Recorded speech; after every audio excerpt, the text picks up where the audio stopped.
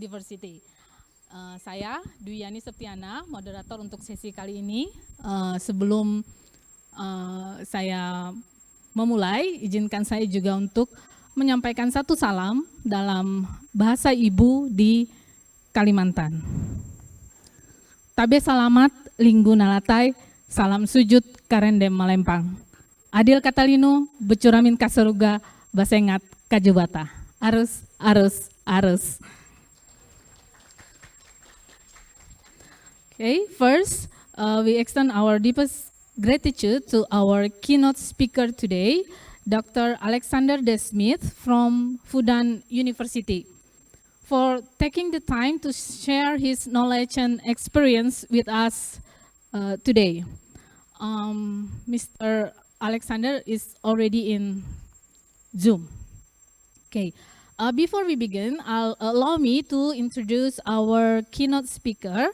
Dr. Alexander Smith is an expert in historical linguistic phonology and language documentation with primary focus on Austronesian. He currently serves as junior principal investigator at Fudan University. His presentation today, titled Unifying Comparative Linguistic Analysis with Documentation and Protection of Indigenous History. Dr. Alexander De Smith will explore collaborative efforts in documenting and protecting the cultural history of the Punan people in Borneo, integrating comparative linguistic analysis, archaeological findings, and local historical records. Linguistic insight into the historical homeland of Punan are used alongside with the archaeological discoveries and historical account from Punan historian and scholars to validate Punan land claims in Sarawak. Mungkin saya jelaskan sedikit dalam bahasa Indonesia apa yang akan dia sampaikan. Dia akan menguraikan sedikit tentang dokumentasi dan melindungi sejarah budaya Punan di Kalimantan. Ada wawasan linguistik tentang sejarah tanah Punan bersama dengan temuan arkeologi dan catatan sejarah lokal dari sejarawan dan cendekiawan di Punan untuk memvalidasi klaim tanah Punan di Sarawak. Now, without further delay, let us welcome Dr. Alexander Smith, present to us via Zoom.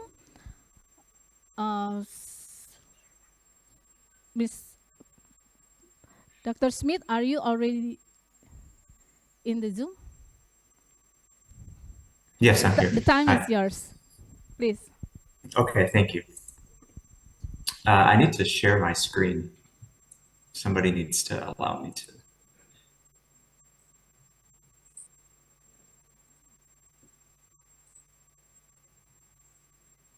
There we go. Okay.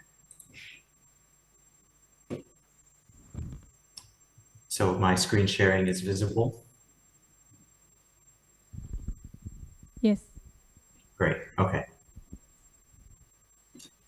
So thank you very much for having me. So I've been doing a lot of work with Punan in Sarawak. There's also Punan in Kalimantan. Punan refers, it has a lot of different meanings. The way that I'm using it today is in reference to a very specific cultural and linguistic subgroup of people that are found both in Sarawak and in Kalimantan. But some people may be familiar with the term Punan used a bit more loosely to refer to a much wider group of people.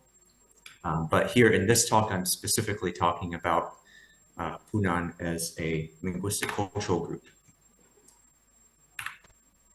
So I'm doing some ongoing efforts in collaboration with a group of people associated with the Punan National Association, which is an advocacy group located in Sarawak that advocates for Punan culture throughout Malaysia. So in this research, what we're doing is we're utilizing linguistic evidence to gain insight into the history of Punan and closely related groups in Borneo, And one of the key contributions of the linguistic work is to try and figure out what the comparative linguistic data say about the location of the Punan homeland. So as I mentioned, there are Punan in both Kalimantan and Sarawak. Um, the, the comparative linguistic data can help us try to pinpoint where those languages originated from, and then see how the linguistic evidence compares to or complements claims from the Punan themselves. Another thing that the linguistic evidence can help us look into is try to answer the question of why the Punan are found in such widely dispersed areas of Borneo. So different Punan communities are found hundreds of kilometers away from one another. And we can actually try to determine what the reason for that is. So the last thing here is, with these insights from linguistic research, along with the archaeology and the indigenous historical knowledge, we can try to aid in ongoing efforts to document and salvage Punan culture history by pinpointing precisely where the Punan come from, and to provide some linguistic backing for specific claims that Punan people have about where their settlements have been historically, and whether or not archaeological findings in those locations sort of belong to the Punan cultural story. So we're going to be looking at that today. One of the cultural the main non-linguistic things that we're going to be looking at is this Kliriang. Kliriang is a burial post used as the final resting place of Punan leaders, specifically for members of the upper class. They serve as markers of territory, bearers of history, and as spiritual protectors. So we can actually look at the distribution of Kliriang in Sarawak and compare that to where the linguistic evidence says that the Punan homelands may be, and see how they match up with one another, which can help to add some validity to claims of ownership that Punan have on these important cultural relics. So this research is being done, as I mentioned, in collaboration with members of the Punan National Association. Very specifically, a lot of the work that I'm going to be presenting today is done in direct collaboration with Calvin Jamarang. He's a resident of the Punan Ba Longhouse, and he's the former president of the Punan National Association. He's now on the board of advisors.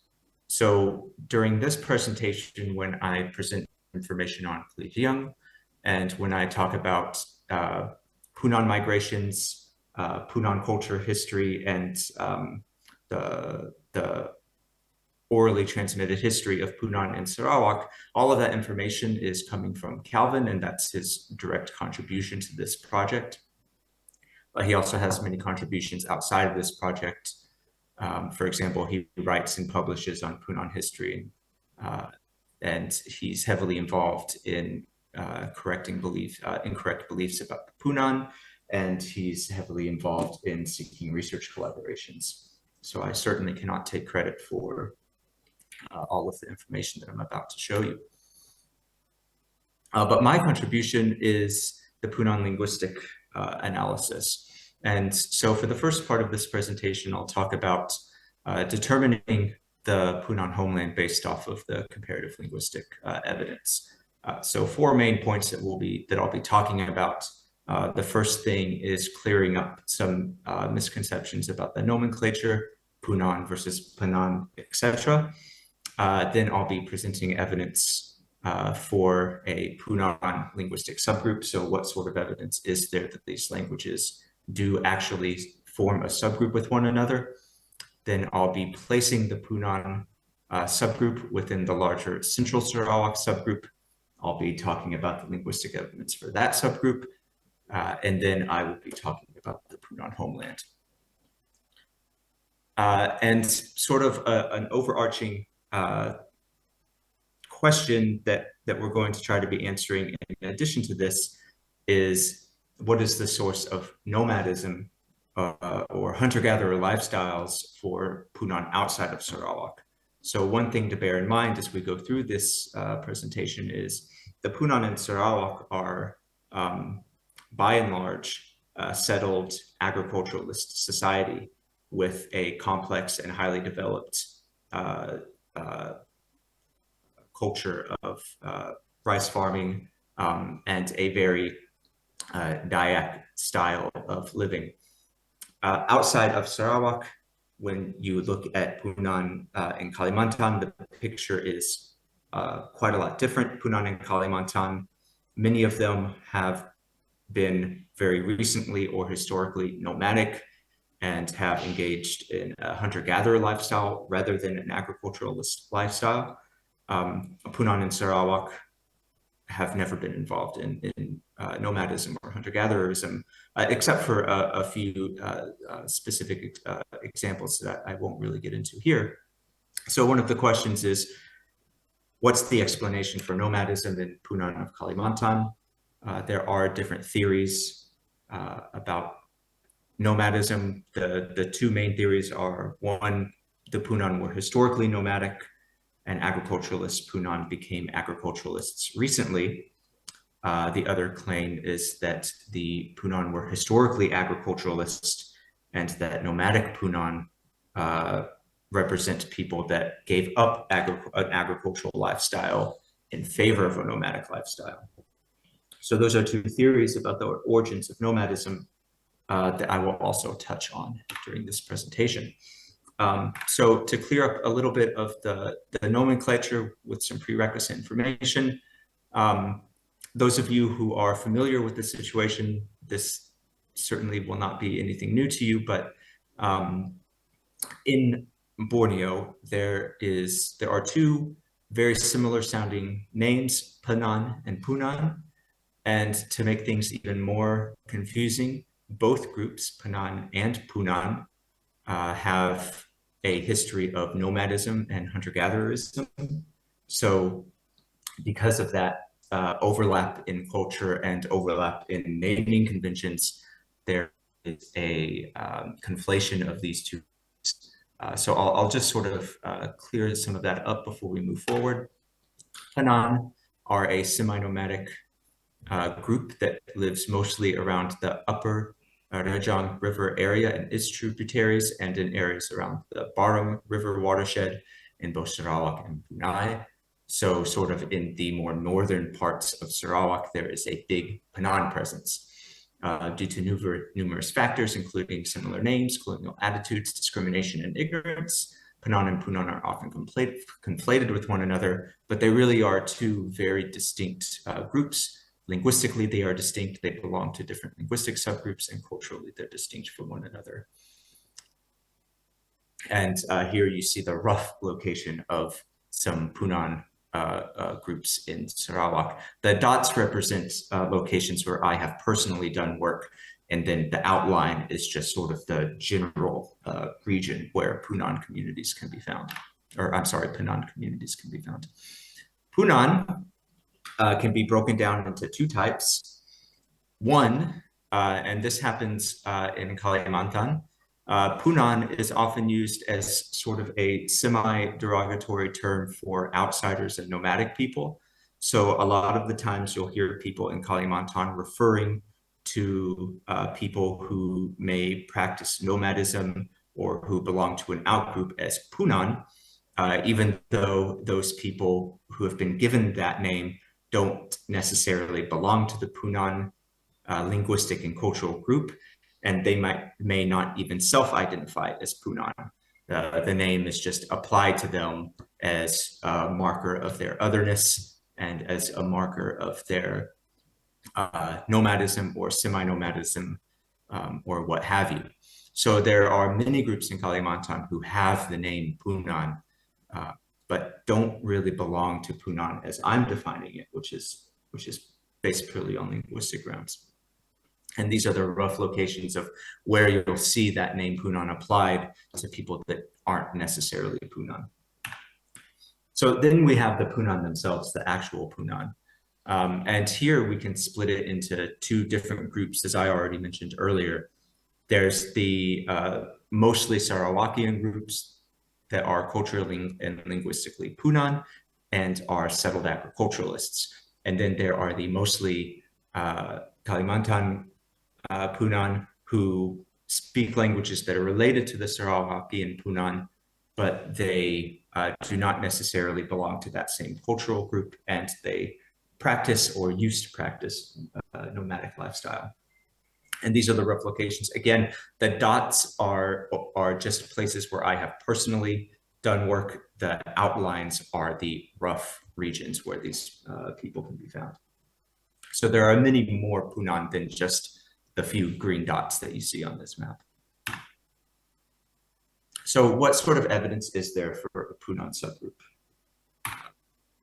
So based off of some computational phylogenetics that I did with my colleague Taraka Rama in 2022, we can define a highly supported Punan subgroup, which is outlined here.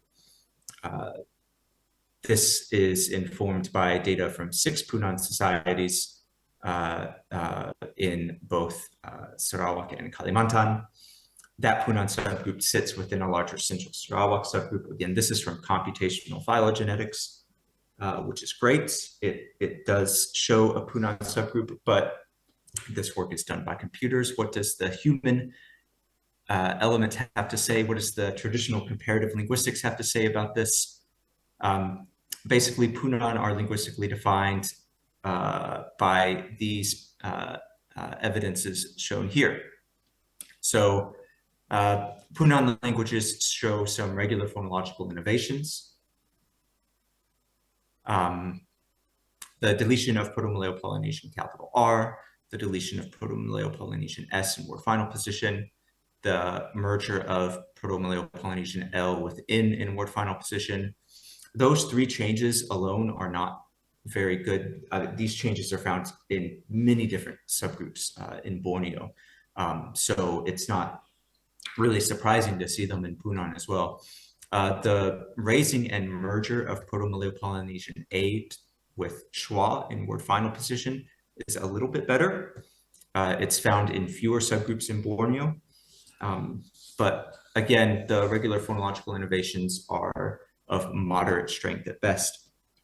The really big piece of evidence that Punan languages form a subgroup with one another is actually in this irregular phonological change, which targets a very specific word. This is the word barking deer, which would be kijang in Indonesian. Kijang, which is a type of deer, sort of smaller than rusa, but bigger than kancil, this type of deer. So if you look at this word throughout Borneo, there's some reflex of talaus, and that word has a glottal stop in between the A and the U, and it ends with an S.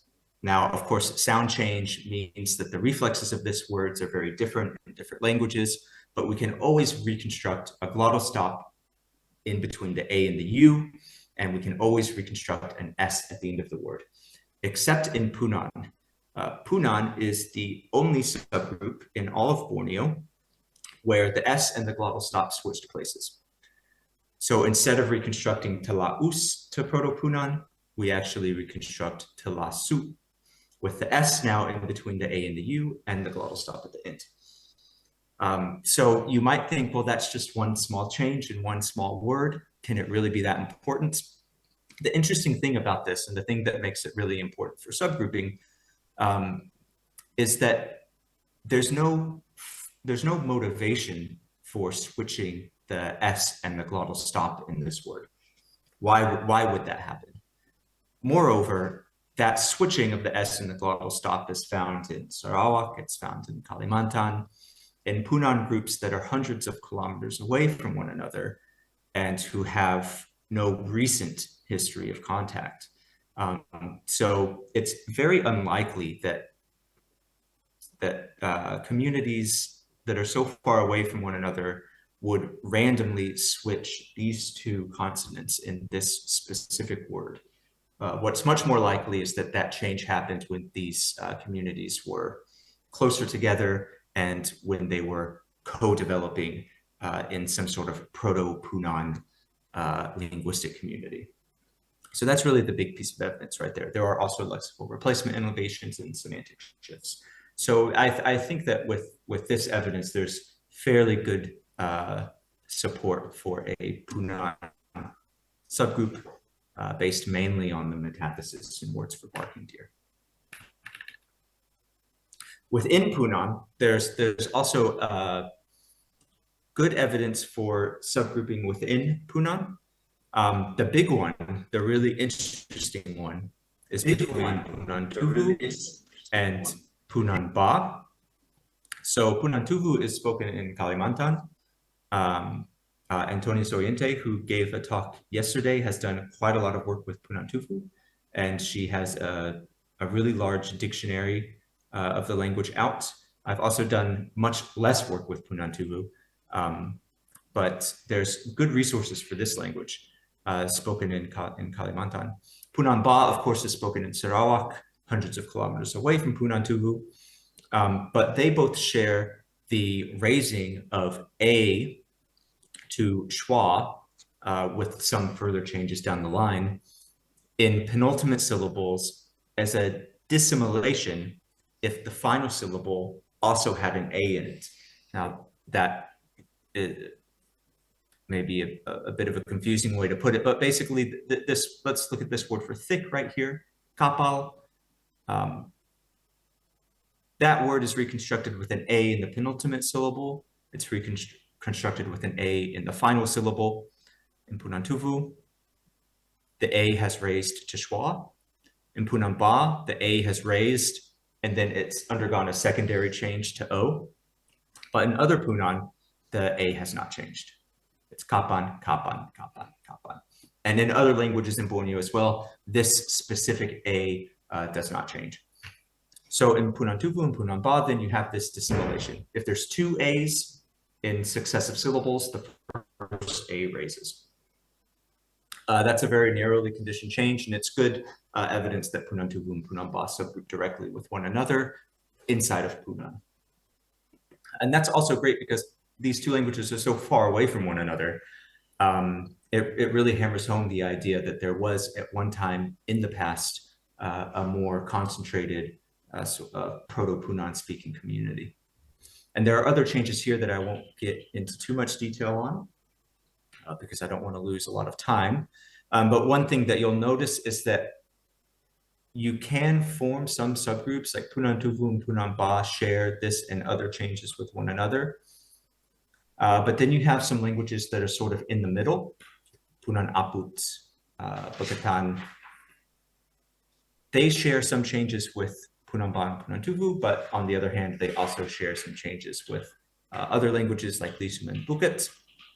So there's both clear divisions that can be made within Punan, but there's also some complexity there.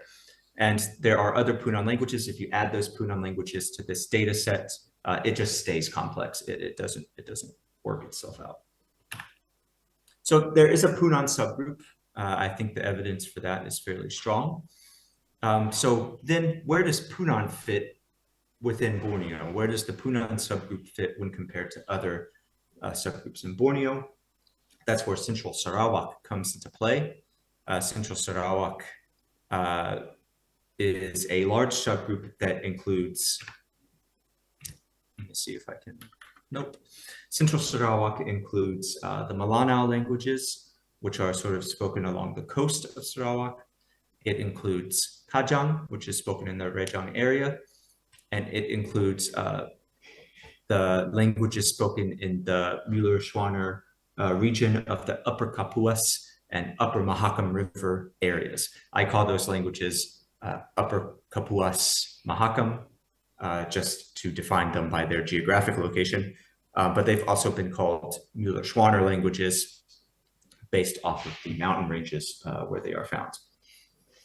So those four subgroups seem to all belong to the Central Sarawak subgroup. I won't go into too much of the detail, but Central Sarawak is mainly defined, again, by an irregular change.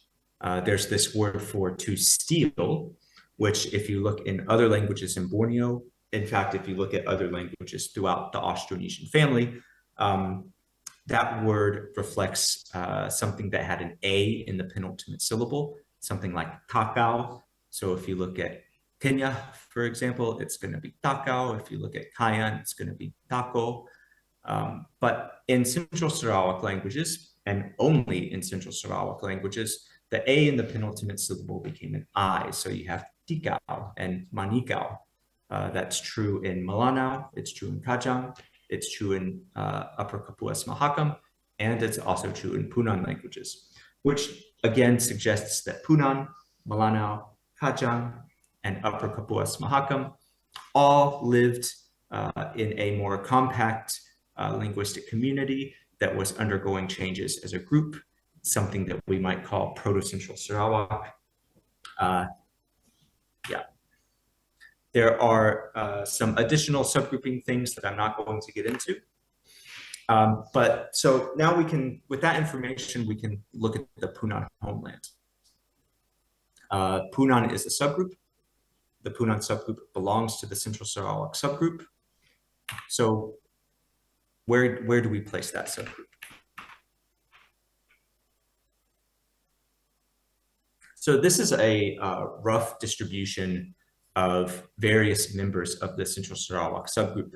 The orange color here is Malanao, which are, as I mentioned, located mostly along the coast, but also up the lower part of the Rejang River, up to the town of Kapit.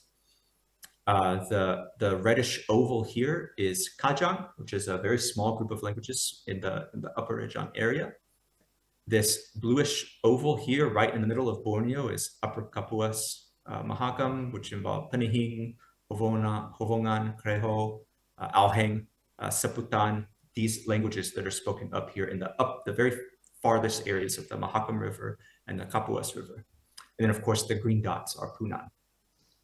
So based off of the principle that the area of highest genetic diversity is also the most likely homeland, we can see that the area of highest genetic diversity for the Central Sarawak subgroup is very obviously the Rejang River, because that's where you find Malanao, Punan, and Kajang. 3 out of the 4 subgroups are currently located in the Rejang River. So that means that we can also place the Punan homeland somewhere in the Rejang River area, probably in the area near where current Punan agriculturalists are located. So then the question becomes, if the Punan homeland is the Rejang River, then why are there so many Punan in Kalimantan? What reason do we have? What explanation can we give for that wide dispersal? I'm going to try to go through this a little bit quicker so we can get to the Kliriang. But as I mentioned before, there are many debates on Punan origins, specifically nomadism. One of those is that the Punan are an original hunter-gatherer society. The other is that they are former agriculturalists who gave up agriculturalism for one reason or another. I will be arguing that the Punan in Kalimantan are in fact former agriculturalists and that they left Sarawak for a very specific reason, and that is because of warfare and conflict. So when one group expands into the territory controlled by another group and displaces the original group, we get a very predictable pattern. So first, one group encroaches on the territory of the second group. Then the first group comes to totally eclipse the original group, leaving only small pockets geographically isolated from one another within an area that is now dominated by the invading group. And you might have some pockets of the second group that left the original area fleeing the violence caused by the first group moving in. So you get something that looks like this, an area that is mostly orange, but has pockets of green inside of it. We can look at historical examples of this happening as well. For example, in mainland Southeast Asia, the distribution of Austroasiatic languages or Mon Khmer languages versus the distribution of Southwestern Thai languages strongly suggests that Southwestern Thai languages moved into the region and displaced Austroasiatic languages. So this map right here is the distribution of Austroasiatic languages. You can see that there are many small pockets that are geographically isolated from one another, and there are large areas where there are no Austroasiatic languages. What's interesting, of course, is that those gaps in the Austroasiatic distribution are filled in by a very large Southwestern Thai presence. And that distribution, where there's a big block of Southwestern Thai and just small pockets of Austroasiatic speakers within Southwestern Thai territory, gives credence to the hypothesis that Southwestern Thai moved in and displaced the original population. So we can actually look at the distribution of languages in Central Sarawak today and come to very similar conclusions. So first of all, the distribution of Malanao and Punan in Sarawak is already, they are already geographically isolated from one another. There are individual Malanao settlements, and very interestingly, if we show the distribution of Iban, which is this large shape here, the Iban languages in Sarawak occupy a very large territory, and the Malanao represent small pockets within what is essentially Iban territory. And the same thing is true for the Punan. And then on top of that, we have the distribution of Kayan, which I'm showing here, and Kayan will be important as well. So if we again look at the homeland of the Punan, based off of the linguistic evidence, that homeland is right here, right in the middle of a Iban territorial expansion, and to the north of Punan is a large Kayan territory. So basically, Punan is right in the middle of a historical Iban migration, which moved northward into Sarawak, and a Kayan migration, which moved downriver from central regions. So the Punan historically were sort of caught in the middle. We can see this by the distribution of Iban languages and by the distribution of Punan languages. So to summarize here, both Malanao and Punan have a distribution that follows from a loss of territory due to an encroaching population. Punan is further defined by several groups in Kalimantan that we can hypothesize were pushed out by this expanding population. So the Punan in Kalimantan may best be described as refugees of violent conflict, that conflict being the conflict of the expanding Iban territory into territory that was historically Punan. And other forms of evidence also support this view. So the linguistic evidence does actually support the idea that Punan and Kalimantan were expelled from Sarawak. And interestingly, if we look at some of the earliest documentation of languages in Sarawak, we find very interesting tidbits of information. So in 1901, a government worker, Bailey, published a short vocabulary of what he called the Sru Dayaks.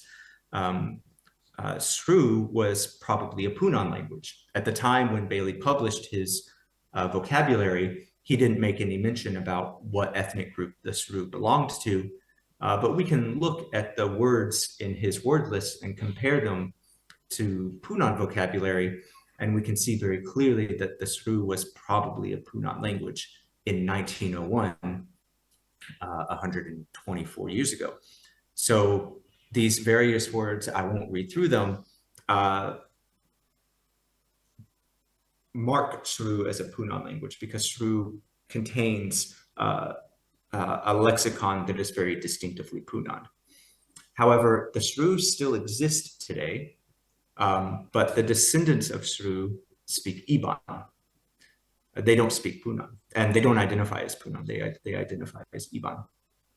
So what this means is that we actually have historical documentation of the language shift which occurred here, where people who spoke Punan languages shifted to Iban, and they even shifted their cultural identity from Punan to Iban.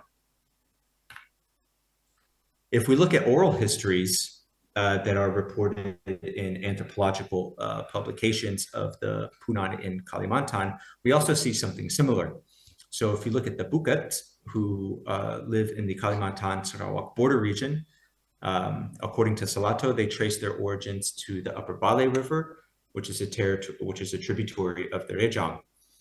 And they specifically named the Iban as pushing them out of that region in the mid-1800s. If you look at the Punan Aput in East Kalimantan, the name Aput is apparently taken from a tributary of the Rejang River, suggesting that the Punan Aput migrated to Kalimantan via the Balui, which is a tributary of the Rejang. And this is from Kaboy, who is an indigenous scholar publishing in 1974. Punan Tuvu, looking at Salato again for information on their oral histories. Punan Tuvu have conflicting oral histories.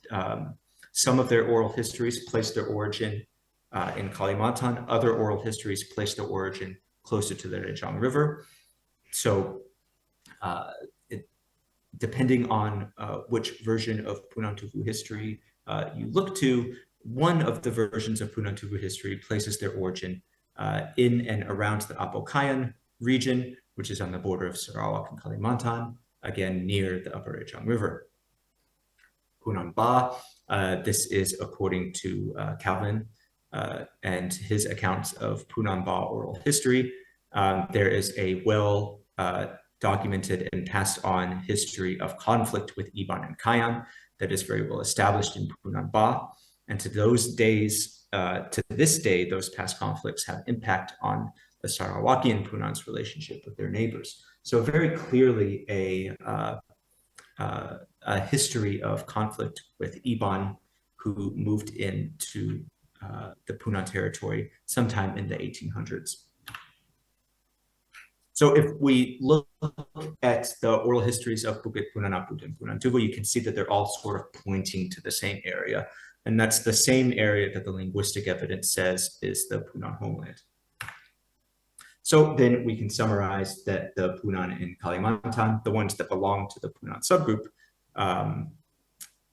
went to Kalimantan because they were forced from their ancestral homeland, and that also provides a compelling reason for them to give up agriculture, because that movement, that refugee status that they held in Kalimantan meant that they were unable to secure land for farming. So now we can compare the historical linguistic evidence and the anthropological evidence with the archaeological evidence and the physical location of Kliriang.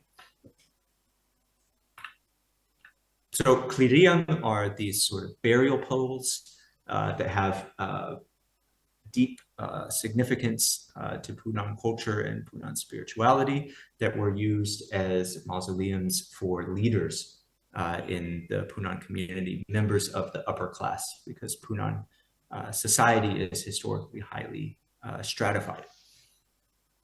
There are various Kliriang motifs. For example, the Uliye Inan Banyai Uva, or the new Inan Banyai motif, which is one of the newer motifs that appeared in the 18th and 19th centuries. A little bit older motifs are the Uliye Inan Banyai Mongo, which is the old Inan Banyai motif, which is closer to the early 18th century. So from the 18th century to the 19th century, there was a distinct shift in motif patterns. This is sort of the middle region of Punan Kliriang motifs. And then the oldest examples, and also the examples that are the most difficult to document because these kliriang are made out of wood and they deteriorate over time, are the Ulie Jalok Awa and Ulie Jalok Olo from the time of Nikung Bungulan and Avean Buan. So these motifs are the oldest. They are the ones that have deteriorated the most, and they were erected before the 18th century. So really quite old, these kliriang. And these are various Punan-led expeditions to categorize the location of kliriang. Calvin is there doing some of his work. As I mentioned, the kliriang were originally used as burial and mausoleums for members of the highest class of society. It's hypothesized that they began in a tree burial tradition. And Punan oral history places specific leaders within specific kliriang. So for example, Baliang Saweang, who is a Punan Ba chief who died in 1892, his remains are housed within a specific kliriang. And that's the kliriang shown here. So let's look at the location of kliriang. Kliriang can be identified by their motifs, which mark them as belonging to the Punan culture. Other groups in Borneo put up burial poles. The Punan are not the only people that do this, but the design of the motifs on the burial poles identifies certain kliriang as belonging to the Punan group, as opposed to other groups. So here in this map, you can see sort of the distribution of kliriang. Very well distributed along the middle and upper Ejang River. Basically, anywhere that is above the town of Kapit is a place that had a historical Punan presence.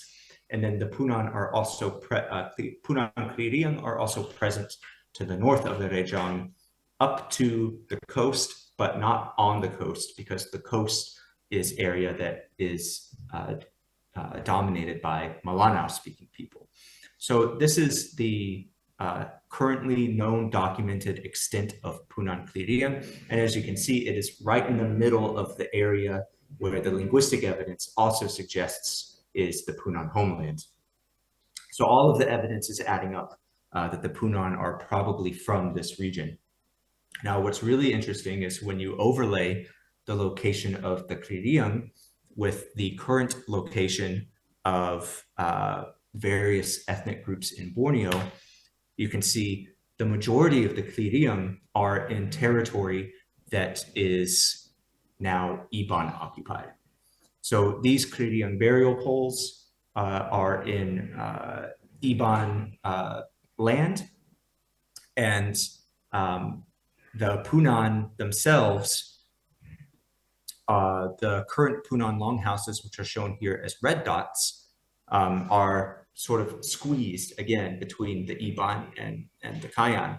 So much of the Punan cultural heritage, or an important part of Punan cultural heritage, the kliriang and the claims that Punan have to these kliriang, are now in areas that are occupied by other groups.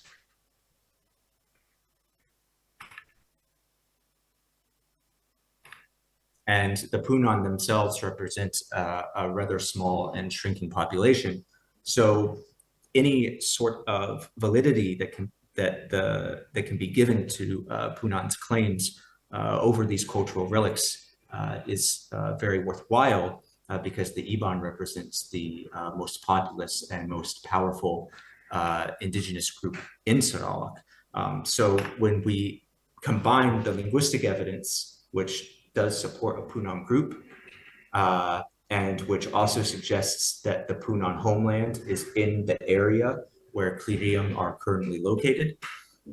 We combine that with Punan oral histories, both from Punan in Sarawak and Punan from Kalimantan. And then once again, we combine that with the known history of conflict between Punan and Iban as the motivator for Punan in Kalimantan leaving Sarawak and abandoning agriculture, we can paint a very clear history that these Cladium sites represent legitimate Punan cultural heritage, even though they are in territories occupied by other people. And those claims and the legitimacy of those claims is really based off of a collaborative effort from linguists, archaeologists, and anthropologists, which paint a very detailed picture of Punan history in the past 200 to 300 years. So that is my presentation. There are also some Punan web resources that you can access if you're interested in learning more about the Punan of Sarawak. Thank you very much. Thank you for listening. I'm open to any questions that you might have.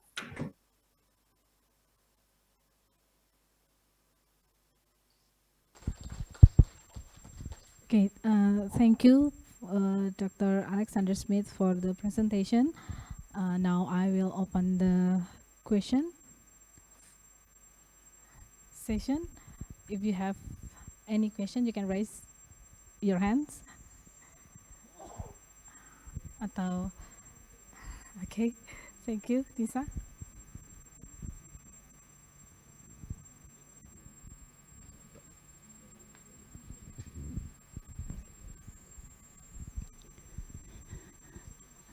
Hi, Alex. Great presentation. Yeah, I just want to ask a question. You have worked with many languages for sure. And then in terms of the lexicons of this language, do you observe any, what do you call, something special, but whether it's more developed in terms of the semantics that may perhaps have something to do with what happened to the community with the exodus and then with their job as the hunter-gatherer? You see any pattern in that where it's more developed compared to other languages that you have worked with? That's it. Thank you. Okay, thank you.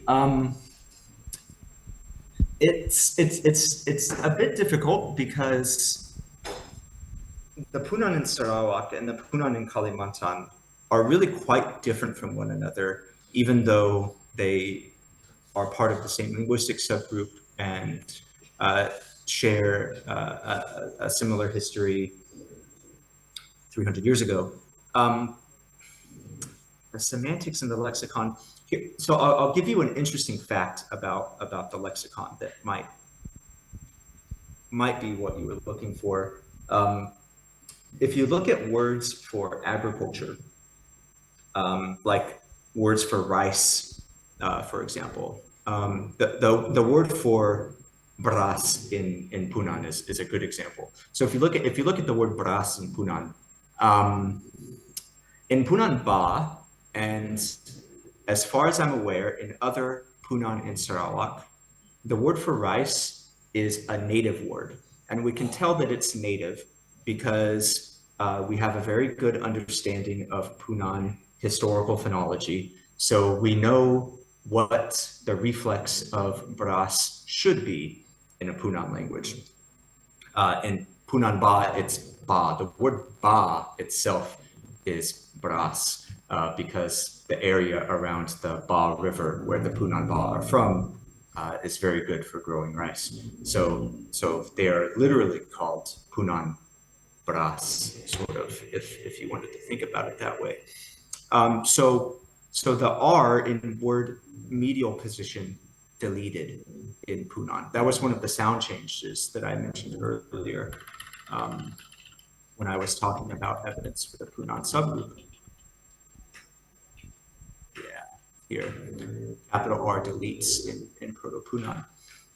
The Punan in Kalimantan, they also have a word for beras, but that word is baha, and it has an H in the middle. Why is there an H in the middle in the Kalimantan Punan word for beras? The reason is because that word is a borrowing. Baha is a Kayan word for rice. So what that implies is that when the Punan in Kalimantan were forced out of Sarawak, they lost agriculture. Well, they abandoned agriculture because they were unable to continue to grow rice. And they also lost all of the associated vocabulary with an agricultural lifestyle. And then recently, when the Punan in Kalimantan developed stronger relationships with their neighbors and were settled by Indonesian government policies to try and help settle hunter-gatherer nomadic people, their word for rice was then borrowed from one of their neighbors, and you can see that borrowing in the vocabulary. So the lexicon of Punan actually does have really interesting stories behind it when you look at specific words. So you can sort of see the abandonment of agriculture in one group, whereas in another group, you can see through the reflexes of agricultural words that agriculture has been there the whole time. So that's kind of an interesting area where this history has left a mark on the lexicon. Hopefully you find that interesting. Hopefully that is some answer you were looking for. Okay. Okay.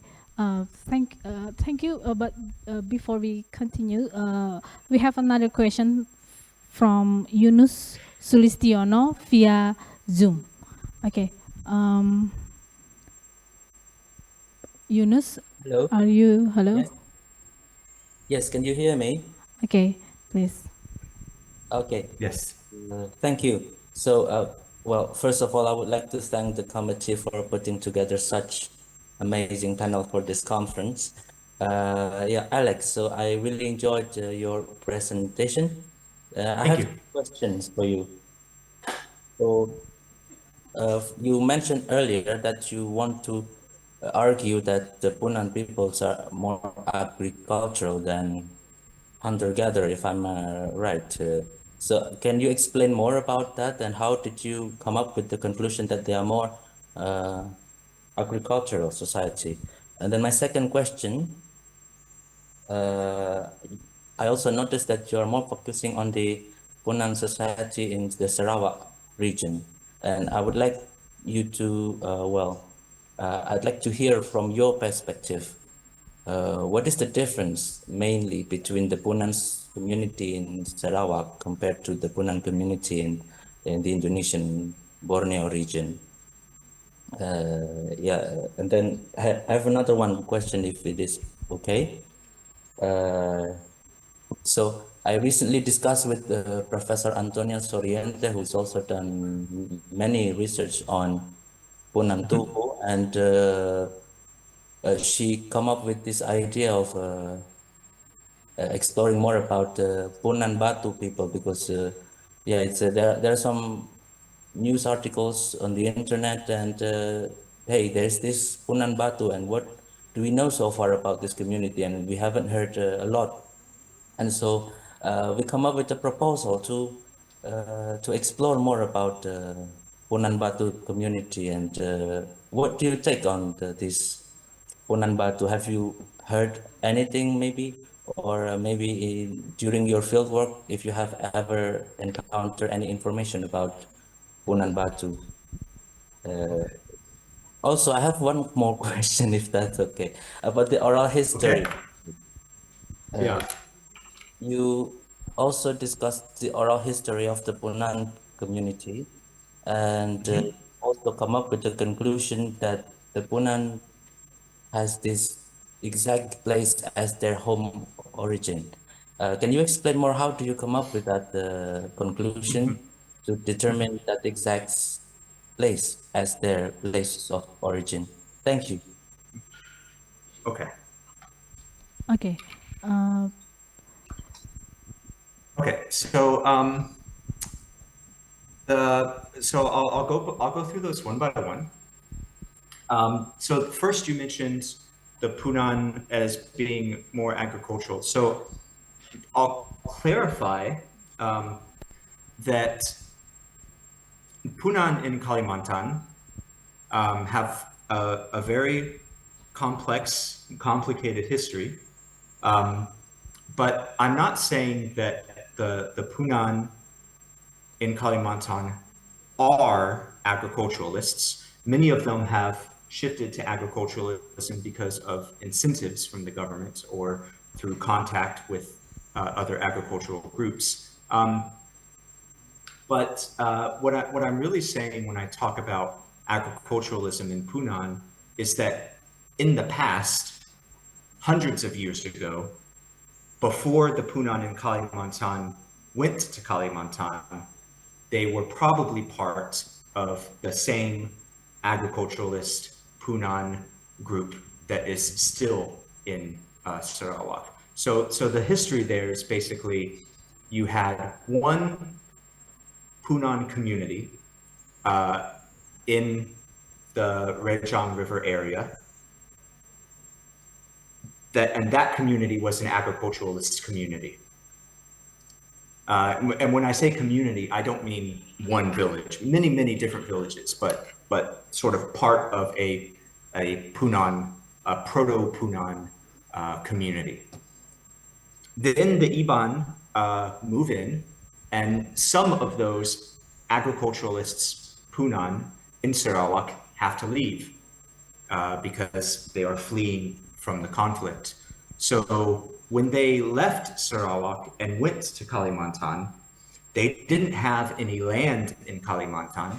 They didn't have relationships with groups in Kalimantan. So they had to abandon agriculture as a way to get sustenance. So really, hundreds of years ago, they were agriculturalists. Then there was warfare. Some of those groups then ran away from the violence and had to become nomadic hunter-gatherers because of the situation that they found themselves in. So it's definitely not to say that Punan are currently an agriculturalist society in Kalimantan. It's that in the past, the ancestors to the Punan in Kalimantan were agriculturalists. So that's sort of what I meant by that. Another thing, so you mentioned the differences between Punan in Sarawak and Punan in Kalimantan. Definitely, so my experience with Punan, my personal research experience is actually a bit more heavily involved with Punan in Kalimantan. But recently, in the past few years, my research focus has really shifted from Punan in Kalimantan to Punan in Sarawak. But once again, one thing that is important to reiterate here is that many of the so-called Punan in Sarawak are sort of Punan, or I'm sorry, Punan in Kalimantan are sort of Punan in name only, and that's a term that's been given to them sometimes by outsiders, sometimes it's a term that they use for themselves, but it's not, Punan in Kalimantan really is a word with many different meanings. So it's hard to say that like the Punan in Kalimantan have a certain characteristic, because people who call themselves Punan in Kalimantan can come from very different backgrounds. So it's the biggest difference between Punan in Sarawak and Punan in Kalimantan, if we just focus on those groups that belong to the linguistically defined Punan group, is the agriculturalism and the strong link to these sort of traditional Dayak socially stratified society that exists in Sarawak but doesn't exist in Kalimantan Punan. You mentioned Punan Batu. It's super interesting. I have met someone from Punan Batu, but I've never done any research with the Punan Batu community. I've never done any linguistic work. And as interesting as Punan Batu might be. I'm just not really in a position to say anything about them because I really don't have any experience doing research with them. And then the last thing you mentioned was I think sort of how do I determine the specific homeland?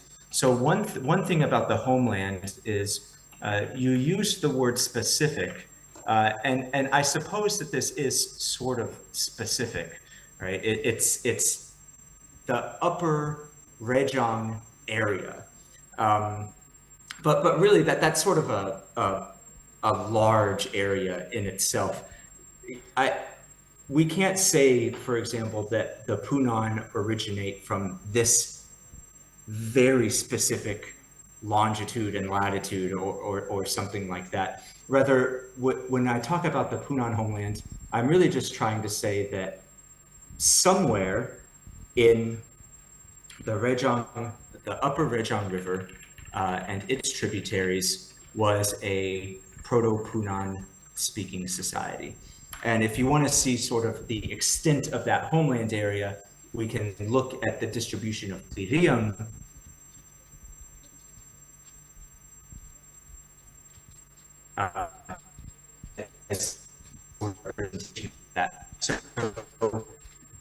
So it's not, also roughly the upper Rejang and areas to the north of the Rejang. It's not necessarily a highly specific location, but it is sort of an area. So I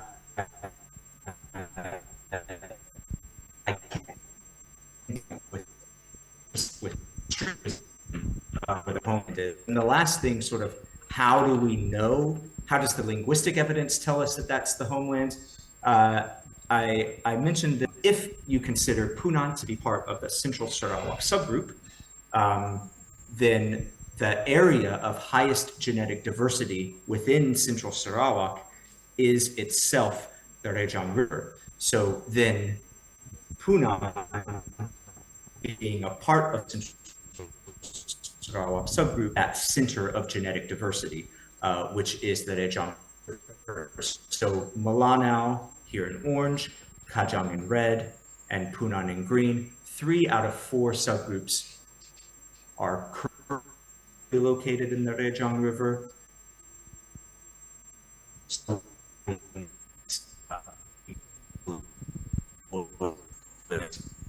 Roughly around that. Hopefully that all your questions. Excuse me, this is Antonia Sorrente. I have a problem with raising my hand, so sorry if I just want to make just a couple of comments. If I'm allowed by the moderators, okay? I couldn't raise my hand. I don't know why my computer doesn't allow me. Just a comment. Just a moment. Okay. Just a comment. Okay, just a moment. Thank you, Alex.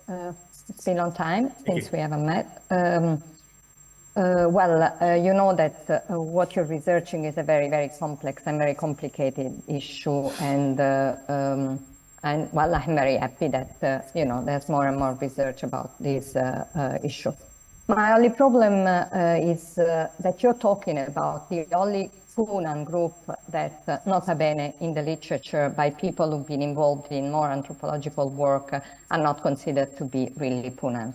You say that Punan are stratified, and we know very well that they are not, at least not the Punan people I've been working with, including the Punan Banalui in Kalimantan, who are very closely related to the Punan in Sarawak, but also the Punan Tubu, also the Punan in Mapnan in another area in Kalimantan Timur, and other information that I collected from the literature.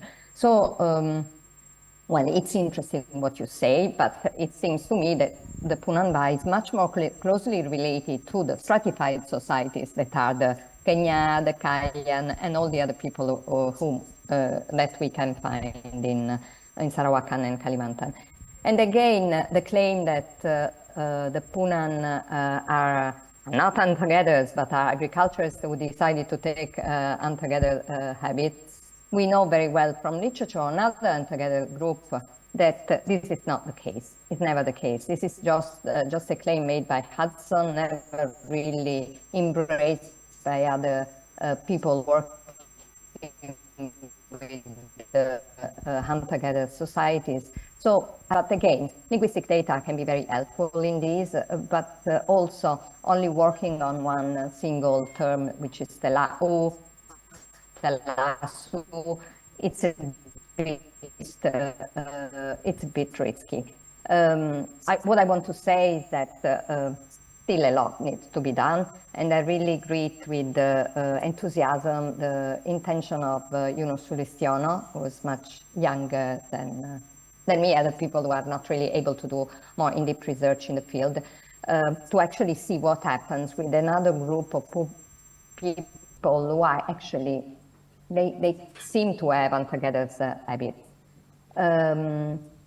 Again, I think it's interesting to work on the Punanba, but Punanba are not considered to be Punan at all. You know, in literature, you always read, there's a group of people, they call themselves Punanba, but actually they're the least Punan of all the other Punan groups, hunter-gatherers group. So just a comment, I mean, just something to reflect on, and maybe this is not the time or the moment to have a long discussion on this, but at least you know that I appreciate a lot. I mean that it is very important to know that there are 2-3 people in the world who are paying attention to this issue.